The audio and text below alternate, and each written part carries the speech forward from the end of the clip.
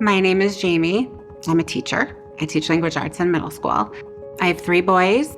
2 of my children have HAE. I was diagnosed with HAE when I was 20, and there was no family history. I was around 9 years old when I had my first attack. Growing up, it was a huge burden in the fact that I didn't know what it was. I was undiagnosed.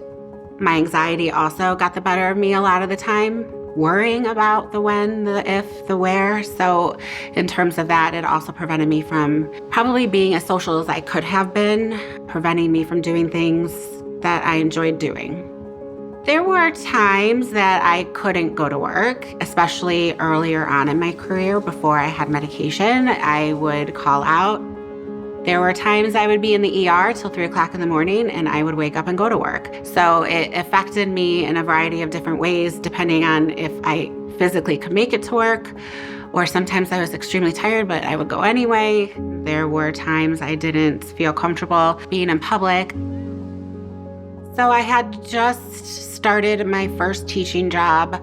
I remember I was in the front of the classroom and I felt like what I think is like a twinge in my throat. Immediately, my anxiety was heightened and I thought this could be bad. Within a few minutes, maybe 20 minutes, it started feeling like there were marbles in my throat. I realized that this probably an HAE attack in my throat. So my mom picked me up from work and we had to go to a hospital that was about 45 minutes away. There was a lot of panic. I remember thinking, I'm not gonna make it. It was getting worse and worse. It was a long drive. There was a lot of traffic. Driving into the city from the suburbs, there was just a lot of time to think about what was happening, and they weren't good thoughts that I was having. It was fear. It was overwhelming fear. Overwhelming anxiety, the thought of not living, it was consuming. I remember shaking a lot. I remember just having that going over and over in my head, I'm gonna die, I'm gonna die, I'm gonna die. I would prefer to have a medication that is easier to take. I'm on a sub-Q preventative injection, and I'm on an on-demand medication as well. There's a lot of mixing, putting together the medications. Storage takes up a lot of space. When I travel, I have oftentimes a suitcase just for medication.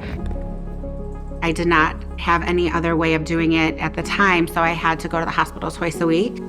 If it were a weekend, I would have to sit in the ER and wait for the emergency room to administer it. So it took a lot of time away from my life, just going to the hospital every few days to get the medication. So I have 2 children with HAE. I have a 15-year-old and a 6-year-old. And I think that in itself has brought on a whole slew of feelings for me. When it's just me and dealing with me, I can handle that. But the fear that came with having a child diagnosed, my first one, we had him tested at 5.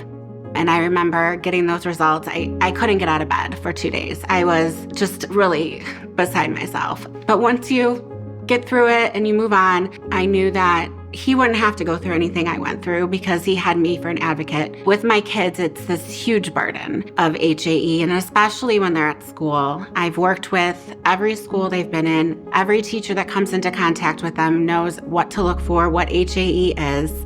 The one big hurdle that we successfully just went through was even if one of our children were to have an attack at school, they would not give the medication. With this disease being the way it is, never knowing when, where, why, how it will present itself, there comes naturally a lot of anxiety. If I had a medication that was discreet, if I had a medication that gave me the confidence, I would have the sense of control over my HAE, a sense of control when it comes to my children. Instead of HAE being such a burden, it would give them, again, the control and confidence to move on with their life.